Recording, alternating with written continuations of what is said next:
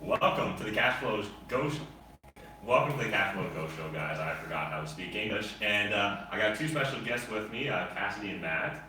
And so they're from Windsor, Ontario. So I'm really excited to dive into their story. I kind of teased a little bit about it on the thumbnail, but just really jump right into it. They're 24, right? And they have 9 properties or 17 doors, and really interesting backstory. I think let's actually just dive right into it. So I'll kind of plant the setting for you guys. So they were going to university at 12, and what happened while you were going to university at 12? So we got really an amazing opportunity to run our own student painting business through Student Works Painting. So I was just sitting in class one day, and calculus, some guy came up at the front and said, "Hey, how would you like to learn how to run your own business? You can learn marketing, sales, production management, and you could make up to $15,000 in one summer." And I thought, hey, that would be really cool. I was, basically cutting lawns up to that point, and wasn't making $15,000, so I thought that would be pretty fun. So we teamed up on that, and we ended up running one of the largest painting businesses in all of Eastern Canada, and found we had a real knack for running businesses, for getting a team of like-minded people together and basically accomplishing a goal. So that's when we realized that we wanted to be entrepreneurs. We didn't want to have a job. So after a year and a half of school, that's when we decided to drop out and become entrepreneurs. Full time, Full yeah. time. Yeah, we went to a Rich Dad Poor Dad Seminar. and so that's how we got our real estate training when we were like 19 or 20. Started doing those seminars and decided that we really loved the lifestyle freedom that real estate could provide, and kind of jumped into it. So I know I have a ton of young viewers that are aged, 20 and younger, and so I'm sure they're on their edge of their seats right now wondering, so how did you guys actually get that first property dropping out of university? Like, how is that even possible? Yeah, well, the first thing they got the seminars to do was just start making offers instantly, kind of get over your fear of that, because that's what holds back a lot of people. And they told us, hey, as long as you have conditions in there, you can back out at any time. So we're like, okay, let's just start making offers. And I think our first one was like a $5.5 million deal up in Peterborough, 16-unit apartment complex. We're like, hey, that looks like a good deal. Let's just offer. The realtor was laughing at us, but I think we were too dumb and inexperienced to really know any better, which in a way kind of helped us out.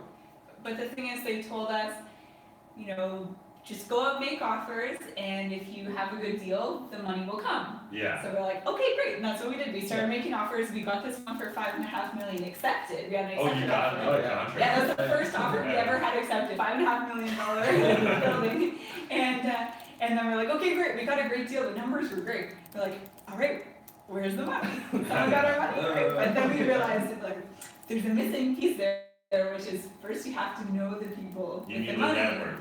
And you need people who are going to trust you with their money. Yeah. So then we started thinking, okay, how the heck do we do that? Mm-hmm. So we were running our painting business. That helped give us some credibility. The fact that we had some experience and some success in business helped kind of, helped with the age thing a little bit. Yeah.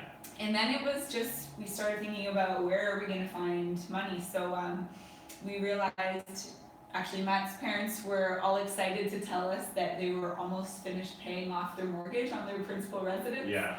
And so the more we read about it, we were like, hey, that's not what we want to do as an investment, especially if you can borrow money at 3 or 4% interest and go find deals. Like we were finding deals that would make 20%, 30%. And so it took about 4 or 5 months of basically hard selling my parents on the fact we should invest in real estate. Let's build a future of financial independence together. So at first they were like, no, we're just gonna get this house paid off. Yeah. We just kept sliding the deals across their table, like, oh, look at what this one could do.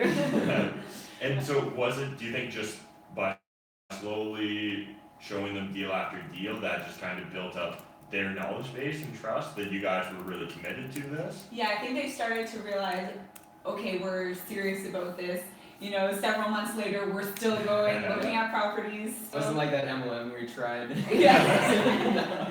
Exactly, yeah, they could tell we were serious, and then we knew our stuff too. They saw that we learned a lot and through our courses and everything, so yeah, eventually they thought, okay, fine, we'll do it. But we kind of, we sweetened the deal a little bit Yeah, them we by- basically self-insured it. We said we're so confident that we're gonna go and make the money that the monthly payments for that initial seed capital, we're ensuring that they get paid for. So even if our rental properties didn't for some reason cover that cash flow, then that would come out of our I pocket. would say we'll pay your mortgage if Yeah, the yeah. properties don't, because we're that confident that we're running our numbers, these are gonna cash flow nicely, they'll pay more than pay for your mortgage payments. And like we were taught, you make money in the buy, so we made sure to get every single deal as best deal as possible, under market value, and see strategic ways to get it past where its current income is and current market value. So we knew going into it that these were all money makers, and that's been our philosophy on every deal we've done since. That's awesome. So let's dive in. So you guys are kind of a team in real estate. So let's, if you guys don't mind kind of sharing what your roles are, and were you always in those roles or has it evolved? Sure, yeah. Well, I'm a real estate agent and I work primarily with investors in Windsor. The reason I became a real estate agent at first was just because we figured, well, we're buying and selling homes Yeah. anyway, we want to get into it full time. So if I'm a realtor, that I can help a lot with that, gives me access to more deals, and it's some extra income as well, Yeah. because you know, as you're aware with real estate investing, if there's no steady income, there's times when you've got a bunch of cash at once, there's Yeah. times where you're cash poor, so being an agent was a good way to bring in some extra income to support us.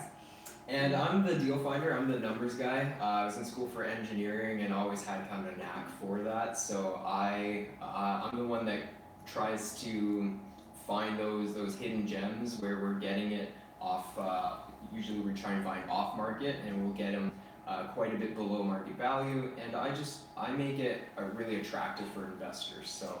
And then we both have a role of networking, building relationships, which is really key part of Yeah. what we do. And yeah, I think you guys have done really well at that, and I want to jump into it in a second. But first, let's just kind of walk through what's the Windsor real estate market like. And so for my viewers that maybe aren't familiar with Windsor, Ontario, it's right beside Detroit. And so what else should they know about the Windsor market other than it's close to Detroit?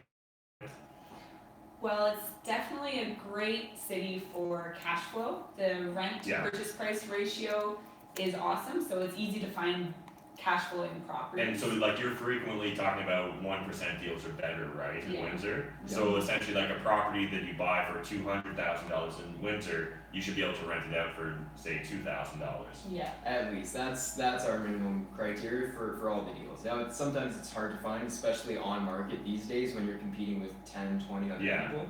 But in order for our investors to be happy with their returns, that's what we look for. And so Windsor's a city of about how many people? About 220,000 in the city. Yeah.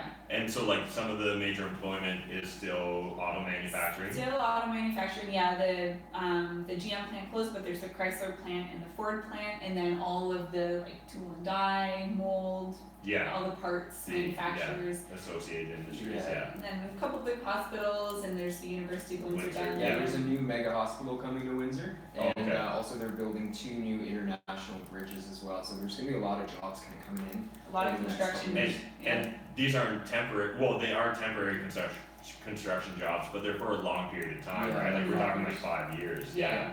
So that's really interesting. That's why we started buying up single family homes over the last years, because we see a big demand for corporate rentals coming up.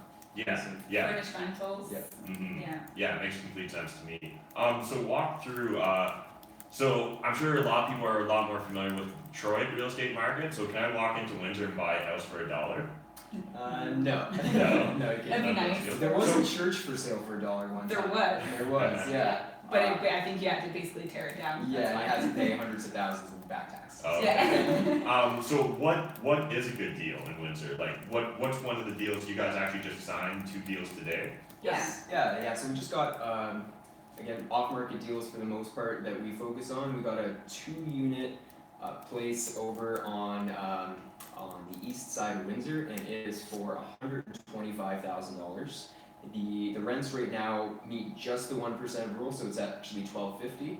But they're long-term tenants. They really want to stay. They don't want to get kicked out, and so they said they agree to increase the rents up to $1,400 a month. So They pay 1,400 plus utilities, and we are buying that for 125,000. And we won't need to do any work, he's fixed up the exterior already, and then for the interior, there are already long-term tenants in there and they're happy with everything, so Okay, we're not awesome. gonna need to do anything to it off the bat. And then the other one that we got is basically a gut job right down from the basement all the way up to the second story. There, it's going to be brand new. It's down to the studs right now. 4-unit building, Yeah, fourplex. 5 units. Oh, 5 total, units. yeah.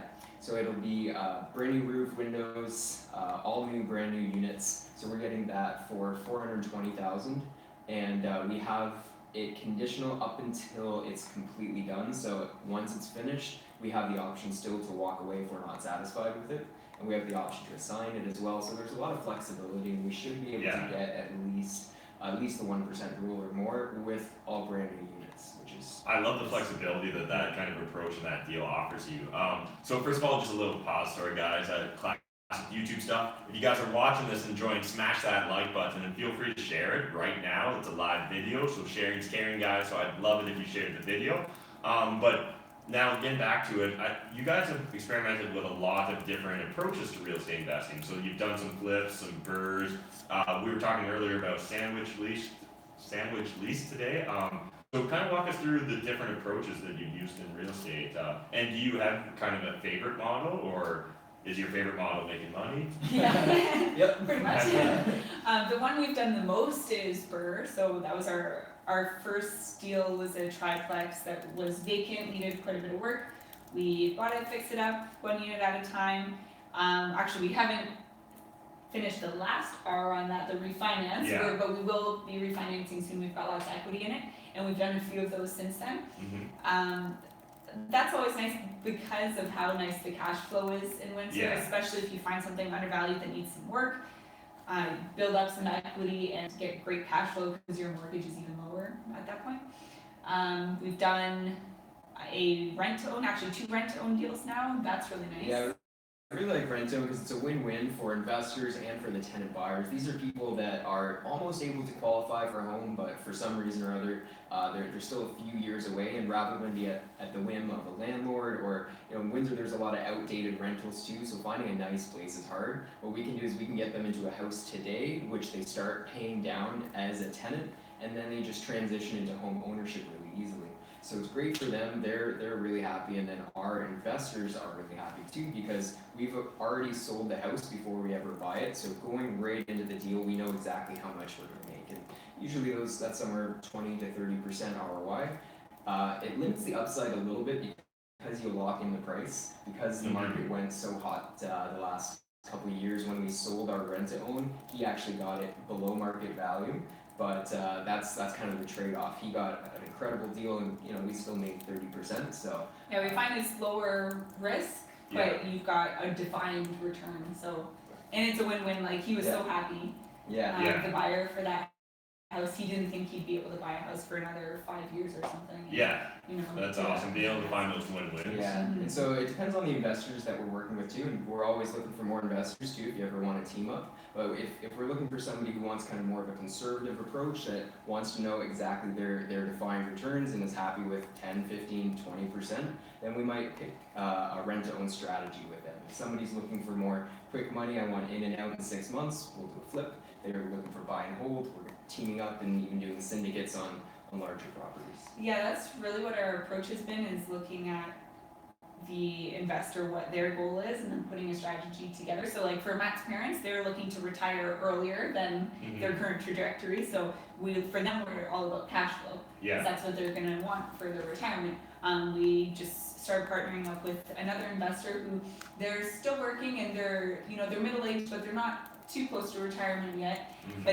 And they've got just a smaller size nest egg, and they want to grow that to get ready for retirement. So with them, we're gonna be just doing flips, just rinse and repeat, and grow that capital for them, so that when they are ready to retire, then they can put it into something with cash flow. So I think a lot of my audience find themselves in a similar position when you guys were starting out, where they don't have access to money. And so once you kind of had maybe tapped out your parents as a source of money, I'm guessing networking was a big part of how you ended up finding future investors. So can we maybe just dive into some of the strategies you guys have used for networking that maybe the audience could also use?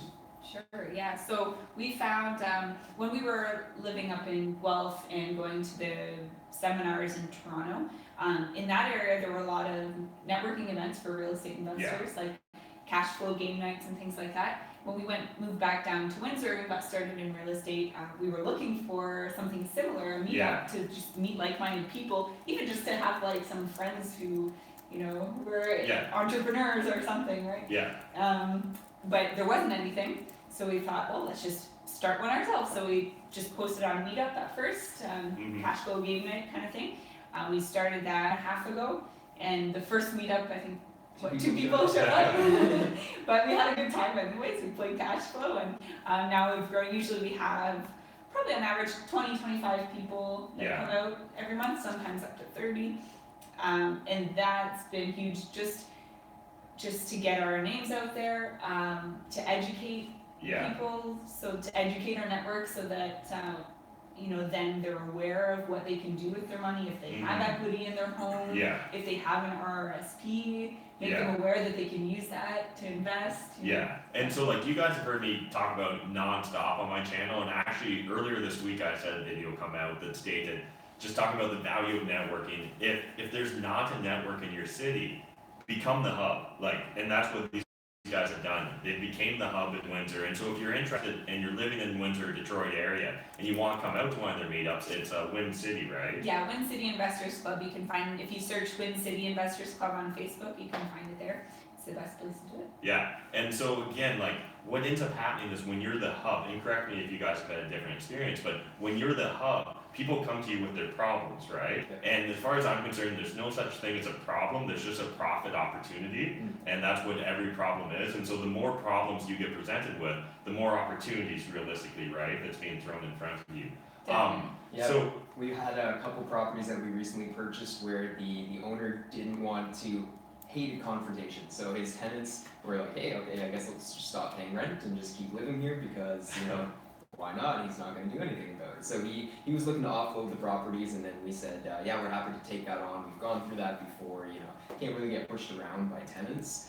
And he just was happy to basically transfer it over as soon as possible. We still paid him a good price for the homes, but he managed to give us basically 0% financing. We only had to put $5,000 down. He was really happy, really generous with the terms, and we were really generous with just helping him out of an issue. And so, really good example of how if you're willing to take on some problems, go that extra mile, the profit, like I said, profits just come. Yeah, and so actually just last night, myself and Adam, who I'm mentoring to get into wholesale and real estate, we sat down with the seller and again, very similar situation where the seller's a very nice guy, but it's very obvious he hates confrontation, right? And so I was talking to Adam right before we kind of went into the property and looked at it. They bought the property for $230 back in 2011, and Adam naturally just assumed that that was kind of the deal breaker point, right? That there's no way they would ever sell it for under $230. But once we walked through the property, it became very clear to me that money wasn't the main motivator of this guy. It was the confrontation, it was avoiding the conflict. And so essentially we were able to talk him into considering a price significantly below $230,000.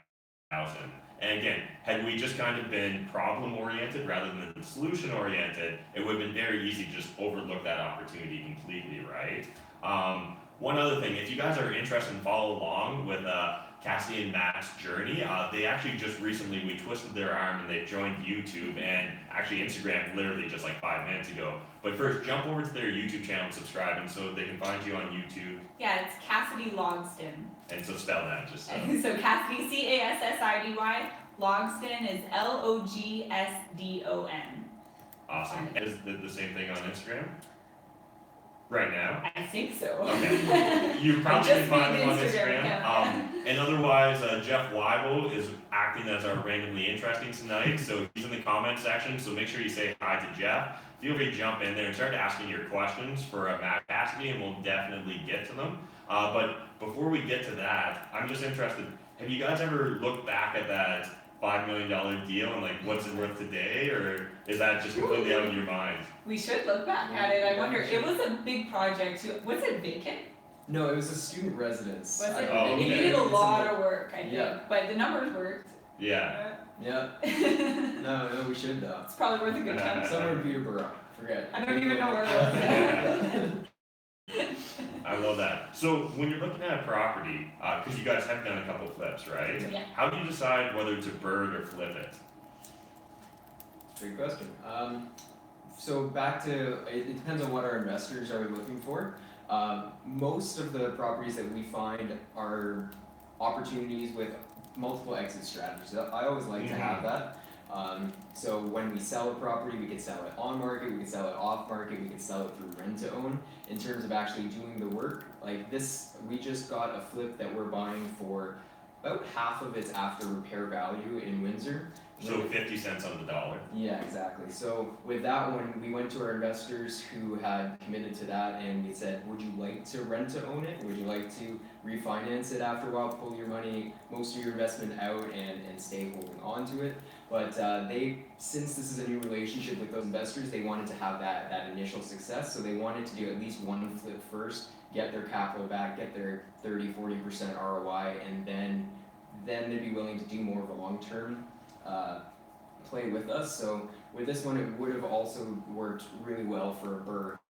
Is we fix it up, we make it, it's worth about, we're getting it for 120, we're gonna put about 30,000 into it, it'll be worth somewhere between 220 and 250. So we could just pull out all the money and just hold on to it, or we can flip it, and our investors on this one decided to flip. So I think because we always get our deals at a discount and we always make money in the buy, our strategy is pretty fluid. We know we've got different ways we can exit when we need to. We can pull money out as new opportunities come up, or as investors want their capital back, or we can always just sell. When you're buying and selling though, you've got those trading costs, the land transfer, the legal, the realtor costs. So there has to be enough of a spread to be able to buy and sell really quickly. There was another flip that we did that we knew off the bat that we would just sell it when we finished. We didn't need to do a lot of work to it. We got it quite a bit under value off of Kijiji, and it just needed a little bit of cosmetic work, some painting, some curb appeal stuff. But the reason we knew we would want to flip it right off the bat, it would have cash flowed really nicely actually, but we weren't a huge fan of the neighborhood. Oh, okay. We knew we could sell it, but the kind of tenants we knew we would attract in that neighborhood, it wasn't worth holding on to, and we figured just get the cash. Yeah, and I think that's important. A lot of us sometimes when we get first started in real estate investing, we can get caught up in really chasing returns, but not thinking about what those returns are going to require and whether that really fits into kind of our lifestyle or our desired lifestyle once we kind of build up this big portfolio. But so how many partners are you guys currently working with, or do you currently have? That's a good question. 4. And possibly a 5th.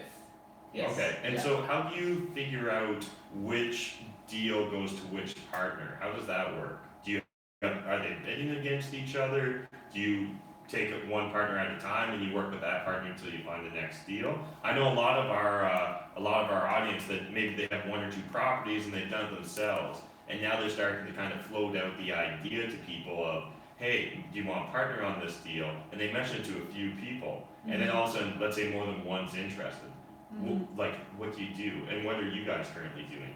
Well, so definitely we've put the word out. We realize it's better to like have soft commitments from people before you have a deal on your contract, because most people aren't ready to act as fast as you think they would be. For us, we like acting fast. We're action takers, right? So when an opportunity comes up, we're ready to go. But not everyone is like that, especially when they're putting in like $50,000. It's not a quick thing. So you want to make sure you really run a lot of scenarios by your investors and everything, so that they're mentally prepared for a deal. And then I guess how have we done it? Basically, we've had an investor that's been ready, and then we've just looked for a deal for them.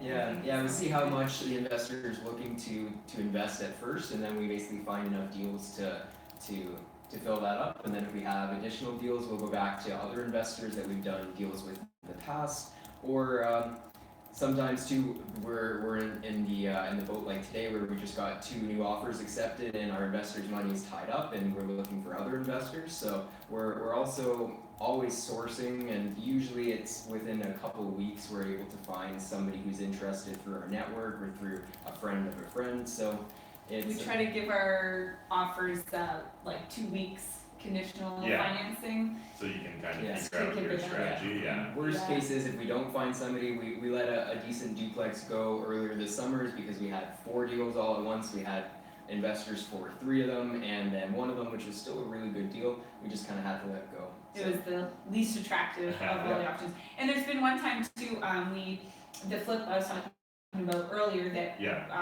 it was a duplex on the west end, and in that scenario we had 2 people that both wanted to invest, and we let them both put up half the money.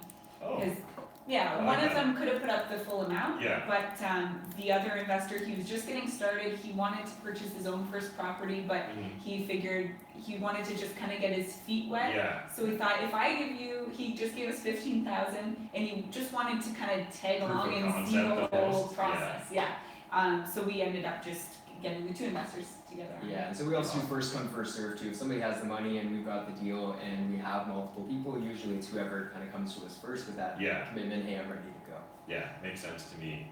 So what's it looking like there, Jeff, on the YouTube channel? Are people smashing that like button? Yeah, we have 14 liked. We have 14 watching at the moment. We've been up to like 19. It's been bouncing around. A lot of good questions kind of adding. They're wondering where the hell I am. Well, at least it's But, nice to be missed.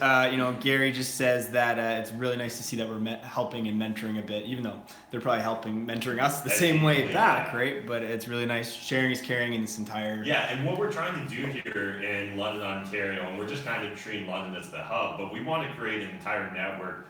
First Southwestern Ontario wide, then Ontario wide, then Canada wide, then we'll take over the world, right, Jeff? I think so. Yeah. So I think that's the plan, at least.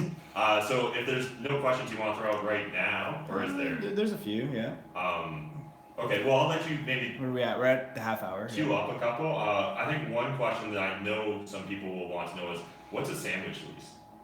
Can you walk us through how your sandwich lease works? Sure. Well, I'll talk about how we came to find it, and you can go over the numbers. How about that? Sure. So this is a client who we actually bought 2 other properties off of. He had another property where the tenant was paying only $800 a month, and his monthly expenses with the mortgage and everything was $925 for the house. So he was losing money every month. But the tenant had lived there for 6 years, and he wasn't willing to pay anymore. Yeah. So basically, he was losing money every month, but he didn't necessarily want to sell the property. He was flexible. So we thought, okay, we need a signed agreement of purchase and sale. If you sell your house and somebody's going to move in, then we can give your tenant 60 days notice, and it's great. So what we ended up doing, I'll let you take over with the numbers for the lease option. Yeah, for sure. So for those who aren't familiar with lease option, it's very similar to the same as options in stocks, where you can have, let's say you have an Apple stock that's worth, I don't know what it is, like $150. An option gives you the rights to control 100 of those stocks. So you would be controlling $15,000 worth of Apple. If it goes up 10%, you make 10% of that. You make $1,500. Yeah, and it gives you the right to purchase the stock at a certain price. Yep, without the obligation, but you're putting up an initial deposit where if you don't take that option, it's a sunk cost. You're automatically losing that, couple $100 for your option. So it's the same concept with real estate. Is we have the option to purchase a house at a certain price, and we put down a deposit. So it's the same. Lease option and rent to own are actually interchanged pretty often. They're about basically the same thing. So what a lease option is we pay a down payment, and then we have the right to buy a house at some future date within a certain time period for a certain price. So for this one, we put up $100 as our option consideration money, and then his price that he was willing to give it to us is $175,000. In the meantime, we're going to be renting it from him for $925 to cover his costs. And then on the flip side, that's our agreement with him. Then we go to somebody else and do the same thing, but in reverse. Now we're the one offering it to them. We're offering it for $200,000, and our rent is $1,400. And then his option money is $12,000 down. So you make money three ways. You make money in the difference of the option consideration, so $11,500. And in terms of the rent, we make just under $500 a month in rent. And then when he goes to buy it, we'll make $25,000 as the difference in the price.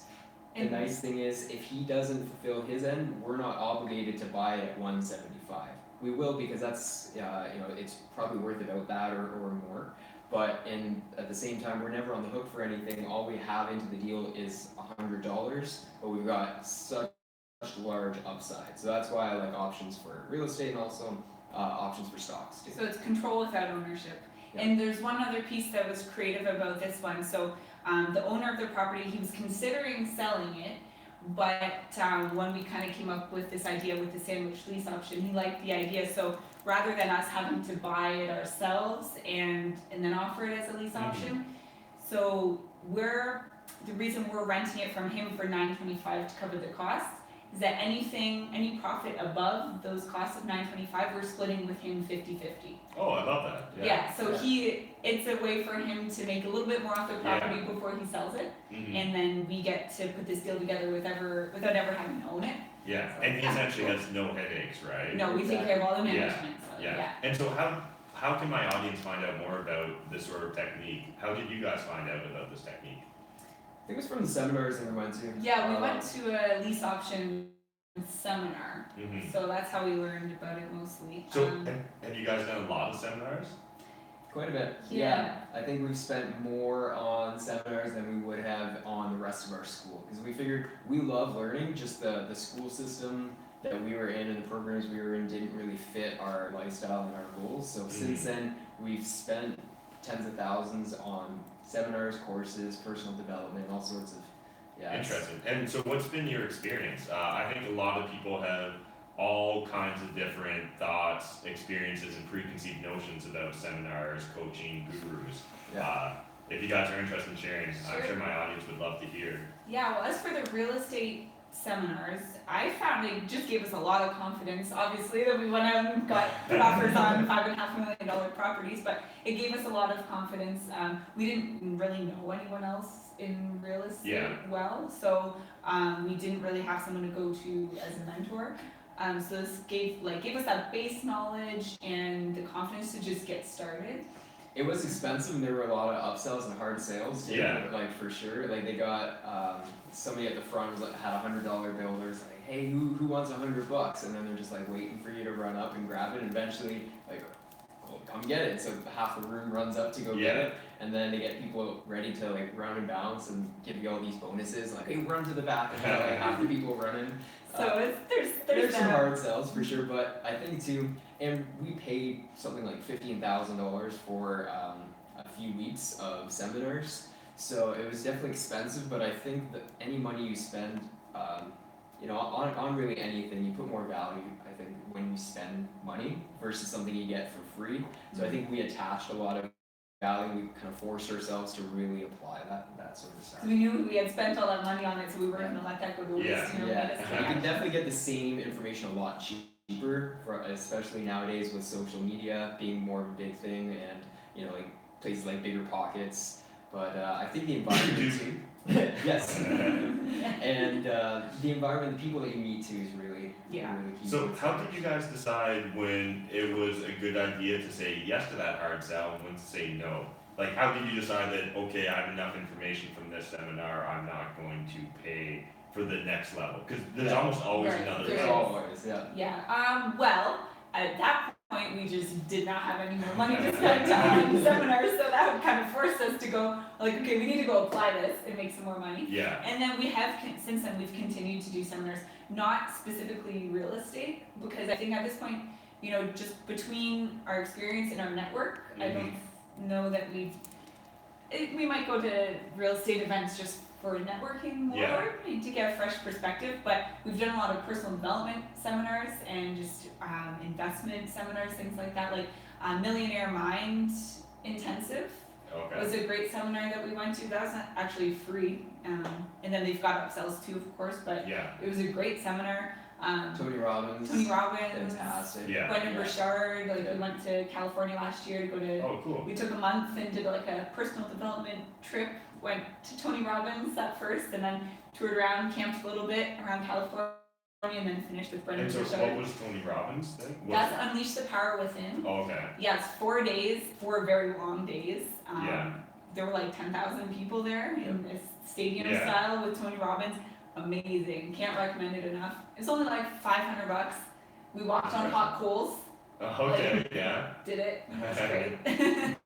Yeah. And so let's maybe talk a little bit more. So you took that month off and did a whole bunch of different seminars, but you guys have consistently been kind of embracing the idea of mini retirements, right? Do you mind maybe just laying that out a bit for the audience? Yeah, sure. Yeah, for sure. So one of our goals with getting into real estate in the first place was to have that lifestyle freedom to be able to travel and do what we want when we want. So going into it, we knew that we were buying for cash flow so that we could one day go and travel and come back with our bank accounts larger than when we left. Because in between our painting business, we took a little bit of time off. We did a 6-month bicycle trip. And we found that when we were making a lot of money, we didn't have much time. And then when we had all the time in the world, our bank accounts kind of went down. So we decided we didn't want to have that problem again. So we jumped into real estate. Well, it took us a little longer to get to where we are than we originally thought. We're now in the position where we are able to take months at a time off to go to places like we've done North Bay, California, and in 2 days we're off to India for a few months. Yeah, last, I think 2 years ago that we were in North Bay, we just decided to take a winter retreat. We had just done the last year of Student Works painting where we were working like crazy hours, a lot of hard work, and we just needed to decompress. So we lived in North Bay for 4 months, embraced the winter up there, and that was kind of our first test at, okay, can we run our real estate from a distance just with email and our phone and having our systems in place. And it worked. No houses burned down. Everything, it was all good. Everything was running smoothly. Yeah, I think the key to that is just the right systems and the right people, right? Mm-hmm. And so, what were we saying, Jeff? What are the people? All right, so we got a bunch here. Let's do some rapid fire. Milton had a bunch of ones as well. So we'll do a lot of. Also, Milton, I appreciate every time you smash that like button because I realize when you say that in the comment section, it makes my day. All right. Okay, so a little bit of rapid fire. So, like, what was your biggest challenge to face? And I think he asked this when you're talking about like your first property. So, biggest challenge when you're buying your first one.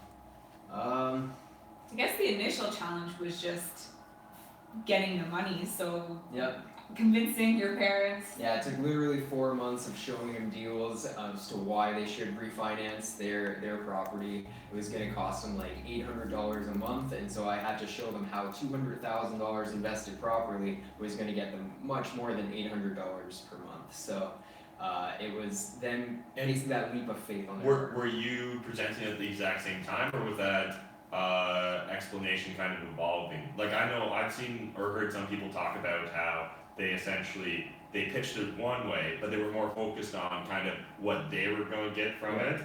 So like from day one, were you pitching the idea that you were going to cover that $800 payment no matter what? No, Or that did kind of evolve? evolved. Yeah. And then eventually, I remember you ended up putting together this like 5-page document. 10-year plan, 10-year how it's all plan. going to go. And his dad's an engineer, so he's very analytical, right? So we got the charts and the graphs and like exactly where the money's how it's gonna grow and how much you'll have after 3 years, 5 years, 10 years. Yeah. So I think that's what did it, just seeing like a very specific plan, how they were gonna get their money. Well, and you curated it to your audience, right? Exactly. Yeah, I think that's really important. Sorry, that wasn't rapid fire. No, okay. Okay, when did you first start networking? I guess when we were 18, when we started 18. running our painting business, it was all about networking. One of the key values of the company is relationships are everything, and they really drilled that. So, Student Works Painting at 18 years old. Okay, cap rates in Windsor? I like to aim for 10%. It's a little hard to find. I think 8%. Yeah. You'll find anything on the market at 6%, sometimes 7%, 8% needs work. So yeah, I would say aim for 8 to 10 if you can. Okay. Still from Milton. What do you think Matt McKeever and I do well? I think you bring like-minded people together and basically are able to educate people in such a way that it's very, very friendly, very attainable for a lot of people. When you ask the right questions that bring out the I'm kidding. That was my question. Oh, yeah. I'm joking. I'm interested. I'm like, wow, Milton's really good. Milton did ask that. No, I appreciate it. And then he quickly asked, like, what do you do for continuous learning? Yeah, we read a lot. We've got a ton of books. And then So let's share top 3 favorite books. Yeah. Like related to personal development, real estate, or life hacks, or whatever. Ooh, I think we'll have to do 2 separate categories. So for real estate, we got Money People Deals by Stephen Arnio, Rich Dad Poor Dad, and then got a real estate one. well, we'll stick it in that category of money. Think and Grow Rich. Think and Grow Rich. Yeah. Yeah. And then personal development, The Charge by Brendan Burchard. He also has a new book out. Anything Brendan Burchard, just find him on YouTube too. Great, good stuff. Mastery by Robert Greene. That was a really Oh. good that one. Ooh, And then the 4-hour work week. yeah, Yeah. that's a good one. Tim Tim Ferriss. Ferriss. All right. Yeah. All right.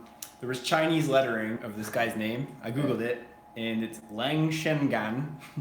So I translated that. No big deal. First deal, multifamily or single? Or? Yeah, our Triplex. first deal was the triplex. Okay. And the Triplex U House Act. Yeah, Yes. I'm still in that. And then just a general person. What do you think? Should they do multifamily or should they do single family? Or? If you're gonna do owner occupied, I would definitely recommend multifamily because CMHC will let you put 5% down on a duplex or 10% down, and just On using it triplex. on a triplex or fourplex, using the power of leverage too.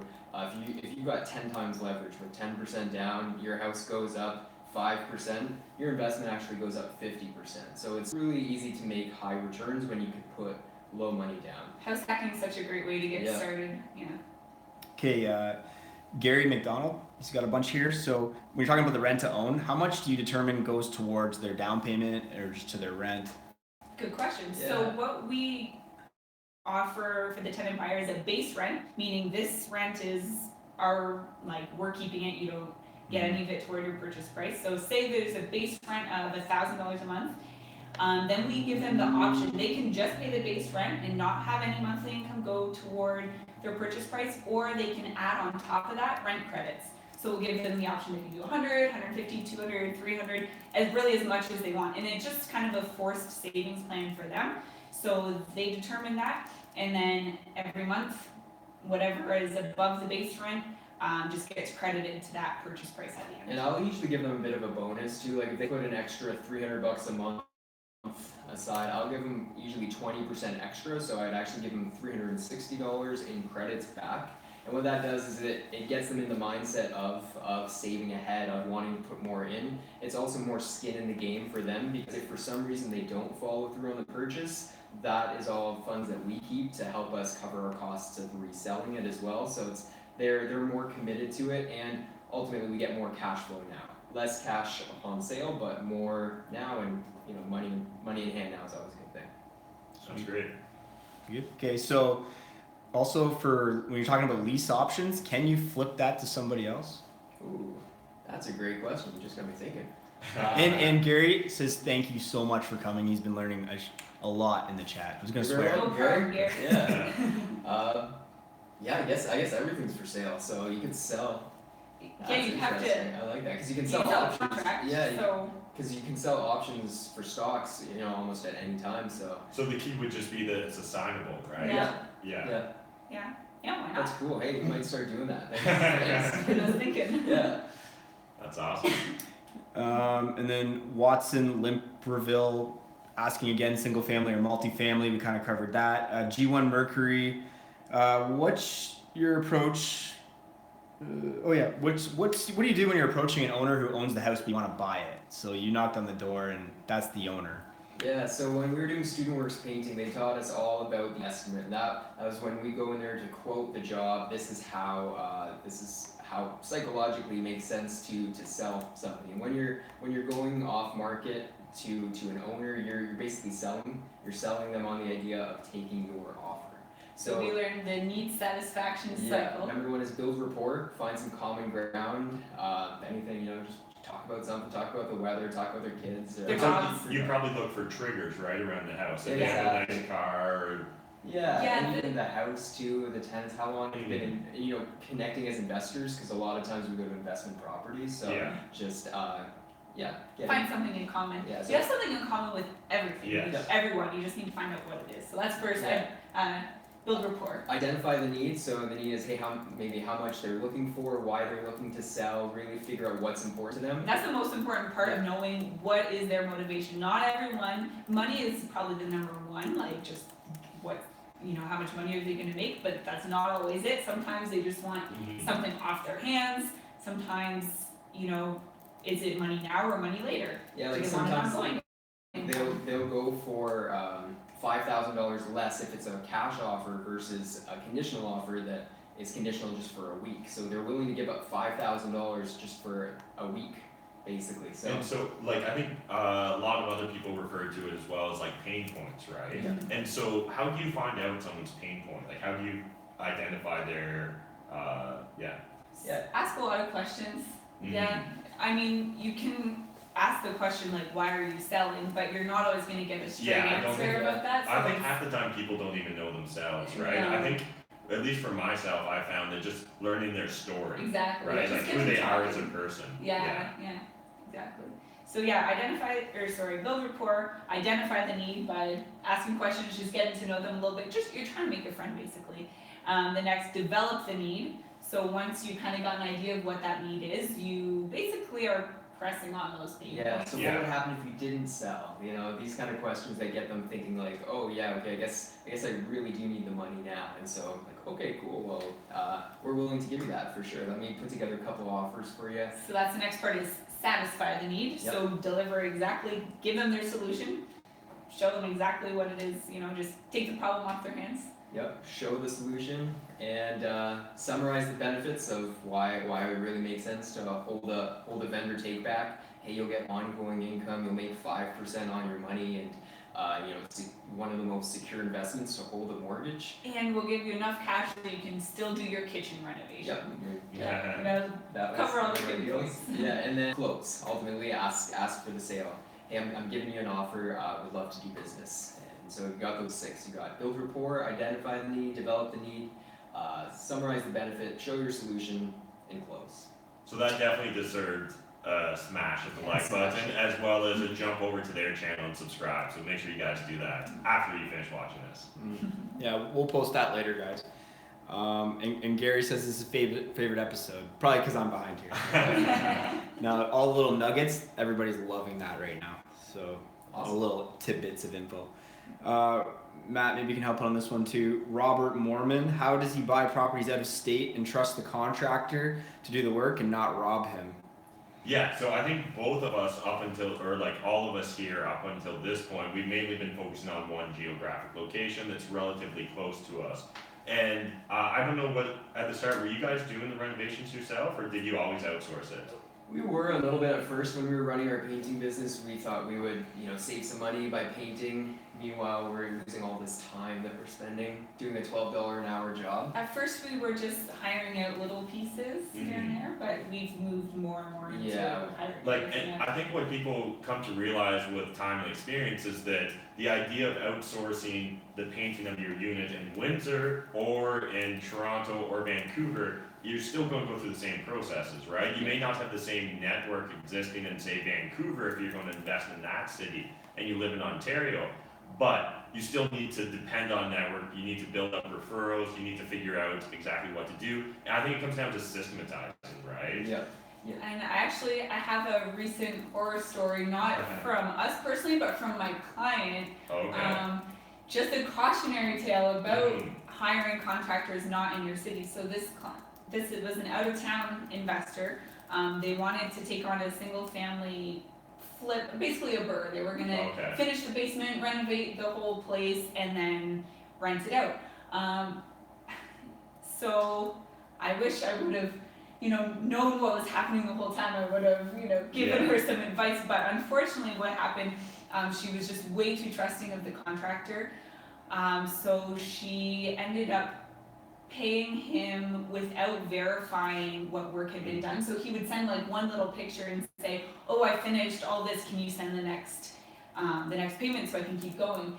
And by the end, she had paid about $38,000, and he told her that he was finished. So this is the first time she contacted me and said, it's ready to rent. Can you go take pictures and rent it out? So I said, sure. And I showed up, and it was not done. The main floor was mostly done. The basement was not at all. And then she was never able to get in touch with him again after that. So key takeaways here. Number one, get everything in writing, because she didn't have it in writing. Number two, do not give any payments until you have 100% verified, you have proof that the work that they said is done is in fact done. And so like when Cassidy's talking about verifying, like I'm going to recommend like you literally go in and flush the toilet, turn on the tap, because I've had it where like a plumber said the sink was done, and then it turns out that none of the ABS had been glued. It just thrown. I don't even know. It wouldn't have been that hard to do, but here we are, and it spills everywhere, and it pisses off your tenant, and you look like an idiot. So like literally like test things out, turn on the light switch, right? Yeah, so I think the key thing is to have your power team in place. That's kind of one of my roles in the partnership too, is keeping track of everybody on our team, our mortgage agent, our reno guy, our property manager, make sure everybody is on track doing what they need to do. And then having those systems in place, then you can go away, but you should be there in person, I believe, at first to get the right people, to make sure you've got people with references, and make sure you have somebody on the ground there that's either third party or unbiased compared to the contractor that can go in and at least monitor them, show you some pictures occasionally, so you're not just getting the contractor's photo and like, hey, here it's all good. You want to have some boots on the ground of some kind, even if it's just a friend or a realtor or something like that. Yeah, I think those are great tips. So hopefully that helps out. If you got a more specific question, feel free to jump in the comment section and we'll answer your follow-up question. And you've been answering them as you go pretty much. So Nick Del Conte was asking again, do you outsource a property manager, but you've been kind of outsourcing like a lot of things. So. Yeah, we actually hadn't gotten a property manager until just the last couple of months in preparation for our trip to India. Mostly because we couldn't find anybody quality. Every time that we talked to other tenants or other investors, they had bad experiences with a lot of people, a lot of property management companies in Windsor. I even worked for one for a day to kind of get the ins and outs, see what really goes into it, because I was considering starting my own, but really we couldn't find anybody, and they were all overcharging, under delivering. So we ended up we found this guy when we were viewing an apartment building for sale, who was a retired maintenance manager at Ford. So he was all about like systems and processes and plans, budgeting, all this, like really perfect for the job of property manager. And he didn't have a huge portfolio under management already, so he could spend a lot of time and put a lot of focus on our portfolio. So we worked with him to develop like a very specific plan for our properties. So rather than just going to an existing property management company and just plugging into what they're already doing, which is usually pretty minimal, we have like a tailored plan for our properties that he's following, and so that's it's a good way to go. Awesome. There's about 6 minutes left, I guess. Okay, cool. So maybe we'll just touch upon a little bit the idea of financial independence, retiring early, and recently I've been really talking a lot about firepreneurship. And so it's a new word I think I created. I may have stolen it from Reddit, but no one's corrected me yet, so if I did, tell me and I'll source it. But I just kind of want to talk about this idea of getting to a position where you're comfortable, right? And so do you guys still currently live in like one of your rental properties, or do you live in a single family home, or? We were living in our rental properties, but then we didn't like living in a multifamily anymore. We both play music, we play instruments, so Okay. Matt's a drummer, so it doesn't really work out very well. A lot of complaints. Yeah, so we don't want to bother our tenants, right? So what we started doing, we just rented out the unit we had been living in, and we started renting single family homes for ourselves. It's just, we find it, we're more productive when we've got a nice space, and Yeah. it just works So out better. you're renting right now? Yeah, So like you're living the Grant Cardone. exactly. Don't buy where you live. Yeah. Exactly. For now anyways, because Yeah. we want to travel, you know, we don't know exactly where we want to live yet. It just doesn't make sense for us to buy something. Yeah. Like when we're ready to like be in one place for a longer period of time, maybe then we'll buy. But yeah, we got the advice to rent what you can own and own what you can rent out. So any chance that we get to just, you know, rent something, whether it be a place. Eventually, I'd like to just start renting cars rather than have car ownership. Just it allows you kind of that freedom and flexibility, because we do like to travel and we don't want to just buy a house that we like that we have to go and sell one day, because there's all those transaction costs. So it allows us to be nimble. Yeah, I think far too many people underestimate those costs. Yeah. And in addition, there's also a time cost and a time factor there, right? I think everyone in this room right now, we value our time, and that's why we outsource a lot of the different aspects of real estate. And the time that you end up spending having to sell a house, like it takes time, it takes effort, and it can still be a bit of an emotional drain too. So I 100% understand where you guys are coming from. Otherwise, I think that makes as good a spot as any to start wrapping things up. So really appreciate you guys coming out. Thanks for having us. We'll have them back sometime, but it won't be in the next 3 months because you guys are off to India. So yeah, you can check out our journey if you check out our YouTube channel. We're going to be posting some videos while we're in India, so you can see some of our travels. Yeah, and those travels are only possible because of your real estate investment portfolio, so that's awesome. Otherwise, jump over and follow their journey also on Instagram. Also, jump over to that awesome guy with the hairdo that was answering all your questions in the comment section, Jeff Weibel. I think nearing in on 600 subs, right? Yeah, 583 maybe. We need to get to 1,000 though, because he can't monetize until 1,000, and hairspray isn't free, guys. No super chats tonight, even though I egged them on a few times. Look, we really do appreciate you guys taking the time to watch. Smash that like button if you enjoyed this video, and share it on social media. Sharing is caring. It's the only way I get new subscribers. I was here. And he even suited up to be behind the camera.